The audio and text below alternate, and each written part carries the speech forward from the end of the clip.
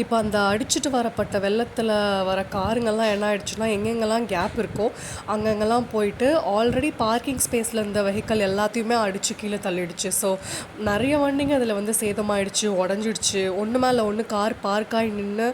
So அந்த மாதிரியெல்லாம் damage ஆயிடுச்சு. ஸோ கார் அது தானாக மூவ் ஆகிட்டு போயிட்டுருக்கு. இது ரொம்ப பெரிய பெரிய டேமேஜ் எல்லாருக்குமே. பட் இது நமக்கு ஒரு லெசன்.